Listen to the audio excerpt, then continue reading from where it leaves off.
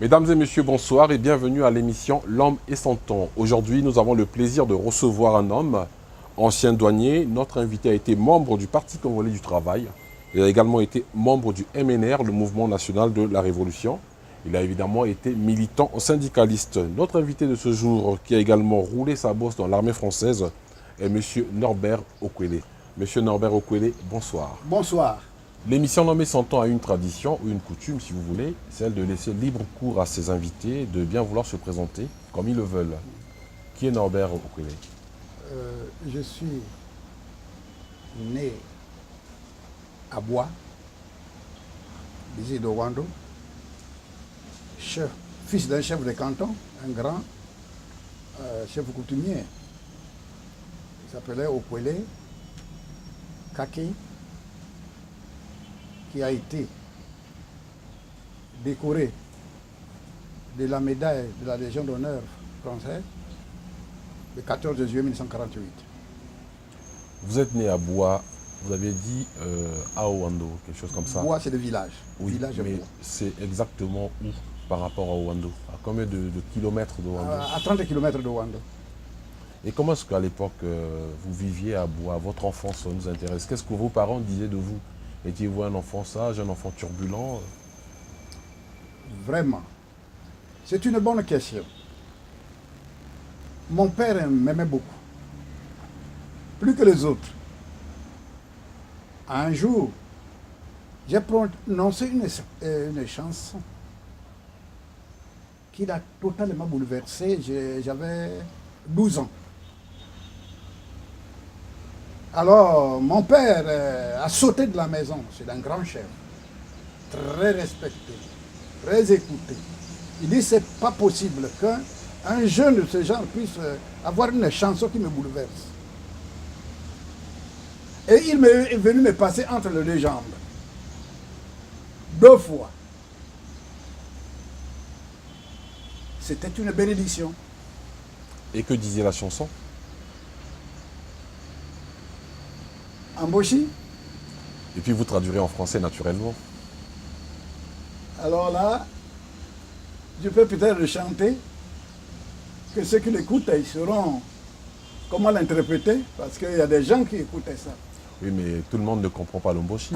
Alors vous le chanterez pour faire plaisir à ces anciens. Oui. Et pour les téléspectateurs qui vous suivent, ils aimeraient aussi savoir de quoi vous parliez dans cette chanson. Dans cette chanson, je disais, papa, si on parle de toi, ne crains pas. Ne crains pas, je lui ai dit ça, j'ai chanté cette chanson comme ça, ne crains pas. Alors là, ça l'a bouleversé.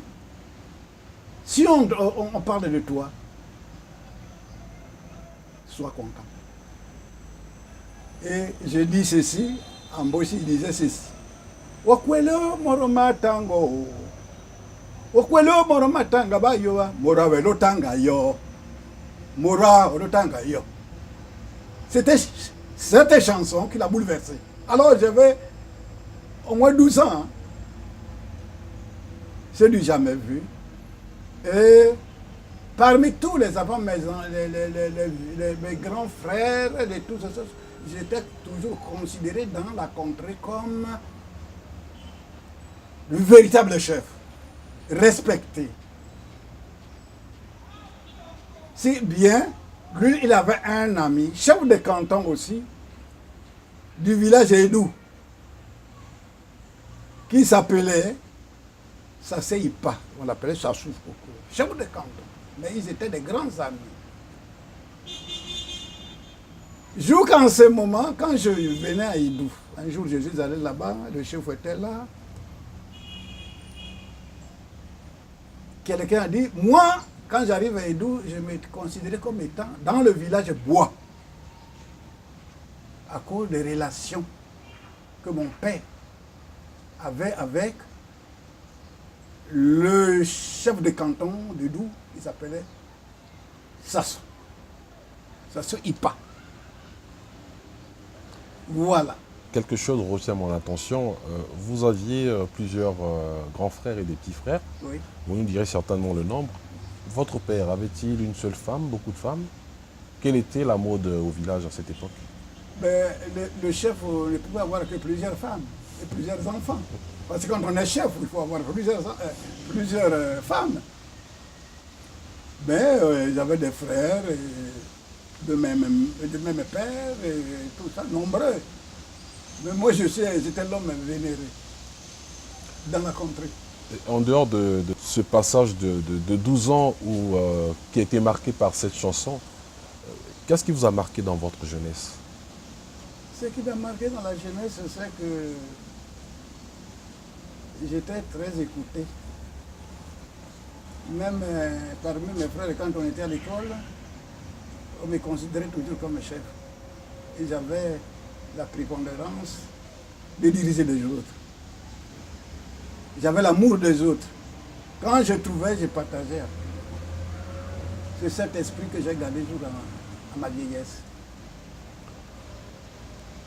Dans nos villages, au nord comme au sud, à l'est comme à l'ouest, on parle généralement des rites initiatiques. C'est des traditions comme ça. Chez vous, on parlerait par exemple du rite Otuéré. Chez les Téké, on parlerait du Kwembali. Oui. Chez les Vilis, je ne sais plus trop. Mais est-ce que vous avez été initié à un rite quelconque? Le Otuéré, c'est quoi chez vous? Effectivement, j'étais bien initié à le rite Otuéré. D'abord, du côté de ma mère, il y a le Kani, côté de ma mère, tout comme le côté de mon père. Le Kani. J'étais bien plongé dans le rite d'Otuéré. Et comment se fait l'initiation pour être dans le Otuéré ou le Kani? Ça se fait comment? Est-ce qu'on vous emmène dans la forêt, au milieu du fleuve? C'était toujours quand il faut amener dans la forêt pour donner, n'est-ce pas, comment il faut se comporter, comment il faut vivre. Ça se passe comment? Ça se passe comment? Là, c'est un secret. Okay. Nous respectons votre côté Voilà, de réserve. Voilà. Parlez-nous de vos premiers pas à l'école. Vous avez quel âge à l'époque? Certains qui sont passés à l'émission L'Homme et son temps nous ont dit qu'ils ont connu l'école à 11 ans, d'autres à 12 ans, d'autres même à 15 ans, Oui. mais qui sont devenus des grands chefs aujourd'hui, hein, ou qui ont été des grands chefs. Vous êtes allé à l'école à quel âge et comment ça s'est passé? Je suis allé à l'école à l'âge de 14 ans. J'ai eu le certificat d'études primaires élémentaires. C'était la fin. Et après là, je suis allé à l'école professionnelle agricole de Sibiti. Ça n'a pas mis du temps. Je suis sorti de là. Et après, le 26 février 1958, j'étais appelé dans l'armée française. Appelé. Et j'ai servi dans les transmissions. Qui vous appelle dans l'armée française? Il n'y avait que vous? Non, comment ça se faisait? C'est le gouvernement. Il décrète, le gouvernement français, nous étions des Français. Mais à cette époque-là, il y avait la guerre d'Algérie. Hein, en 1958, bon, on pouvait maintenant faire appel à ceux qui devaient aller dans l'armée avec un certain niveau. C'était ça. Bon, nous sommes appelés pour 3 ans dans l'armée française. J'étais parmi ces appelés-là. Et vous étiez combien? Est-ce que vous avez un souvenir comme ça? Non, nous étions nombreux. Nous étions nombreux dans notre